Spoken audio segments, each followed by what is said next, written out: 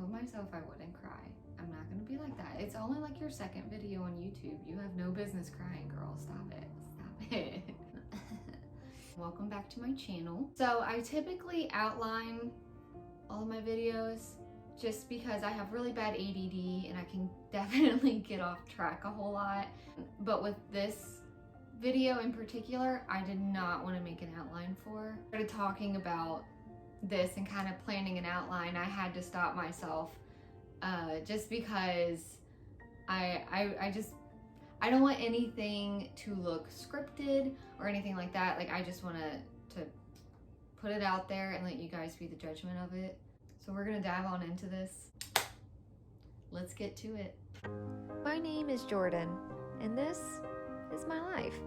Wildlife rehabilitator, herpetologist, president of the Kentucky Herp Society, duck mom, and much, much more. This is my YouTube channel, and these are my adventures.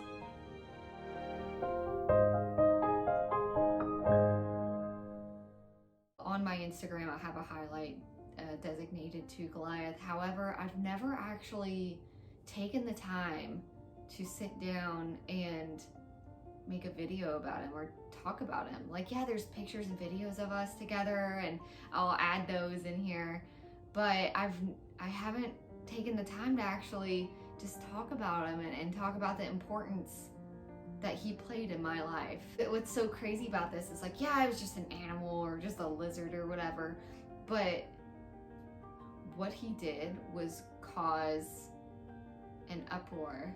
He caused so many people to find their voice, including myself. I mean, I'm naturally loud and outspoken and can be obnoxious and a lot of things, but he definitely was my fire. He kept things going. He kept the flame going.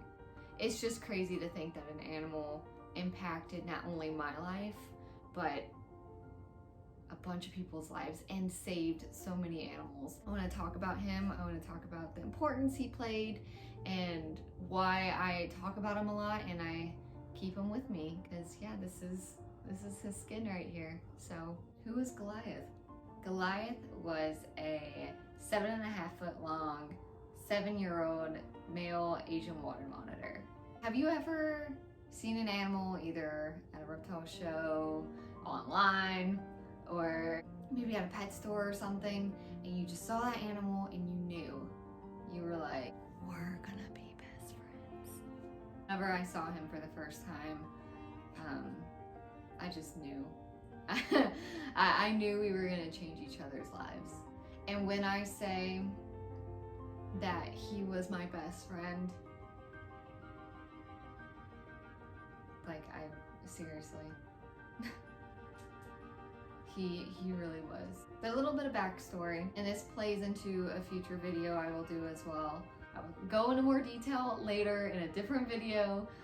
I just want to dedicate this video to Goliath because he deserves it. You know, I used to volunteer at this facility for a couple of years, and I looked over their reptiles and amphibians. A lot of animal abuse was going on that I tried to stop, I tried to control, and I couldn't, but it worked out in my favor because all of the evidence, all of the situations that I witnessed came back, and you know, now there are no more animals at that facility. I would typically volunteer twice a week, every week. I was a full-time biology student and I was working full-time in management. So it was hard finding the time to balance everything, but I wanted to be there and I wanted to take care of them, and that's exactly what I did. So when I'm working at that facility, that's when I met Goliath. And it really was love at first sight. I mean, I'm a sucker for the large lizard species. That's like my biscuits and gravy right there. That's where I thrive. I love large lizards. That is my thing. There's always gonna be that controversial topic of, like, reptiles can feel love and can they love you? Can they love you? Can they, you know, feel something towards you? And I'm not gonna dive into that. However, I know for a fact that this lizard knew he was safe with me and knew I was there to take care of him. We had that comfort level and that trust within each other. So I will say, you know, did he love me? I don't know. We're not going to get into that. But I know for a fact that he knew I was there to take care of him and he was okay with that. And that's all that matters to me.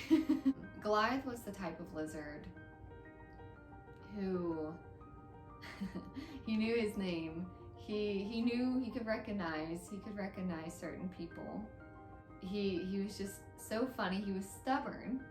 He didn't like to come out if it wasn't necessary. He didn't want to come out of his tub. If I had to wash out his bathtub, he was not a fan of getting up. I think I have some footage of him kind of protesting me changing his disgusting water. He would let me pick him up. He would let me snuggle up to him, tongue feed, everything like that. I can't thank Goliath enough for giving me that experience and for preparing me for my future and helping me get ready for any type of animal out there. Because honestly, after working with him, I became more confident in myself and being able to handle a large lizard species and to be able to understand their temperament and control it and tame them. And I also have to thank Giles, of course, because it's an iguana. Come on now. But I can't help but to also thank Goliath as well because he taught me so much. But yeah, I got to take care of him for about 1.5 years. And then trouble struck. I had resigned from this facility in 2017. I had expressed my concerns about the abuse of the animals and the staff, for that matter. I witnessed some horrible things that I will never be able to unsee. It was a very hard decision, and I didn't want to. I'm one of those people where I overthink a lot. I have anxiety, I have PTSD, I have depression, all that stuff. And my brain does this thing where part of the overthinking process causes me to create these scenarios. And one scenario that haunts me to this day is I always wondered if after I resigned, if all those animals I looked over, because there were over 80, mind you, I always wondered if while I was gone, you know, after I resigned, if those animals stayed looking for me. It's like, was Goliath still looking for me? Was he still looking for me? Even after I left? No tears here. And I kind of torture myself with that. And I need to stop, obviously. And it sounds stupid, and I know I'll like receive criticism for it, like, oh, look at her getting upset over a lizard. But you know, like, I'm pretty sure there's a lot of people who have bonds with dogs and cats that can kind of relate in this situation. I know it's weird because it is a reptile, but you know, it's that situation. So where is Goliath now?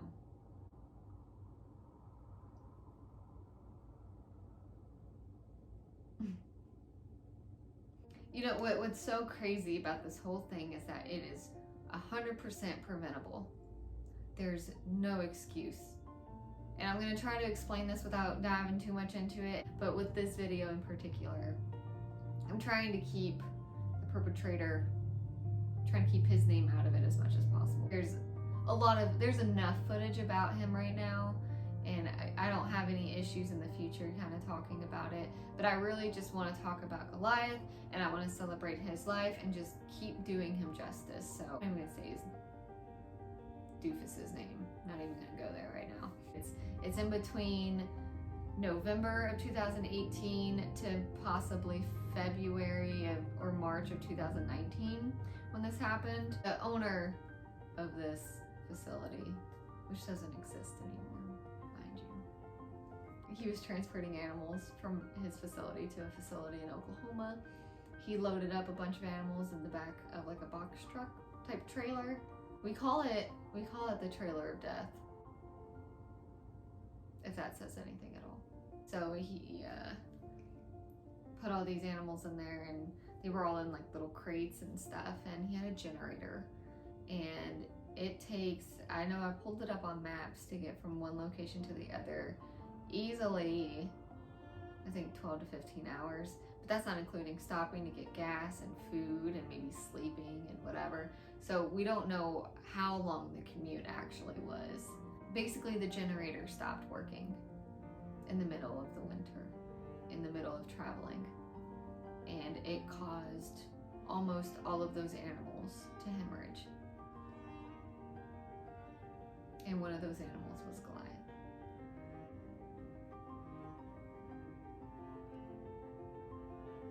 The day I found out, I'll never forget it. It was like finding out your kid died. And I didn't believe it. Oh, I didn't believe it at all.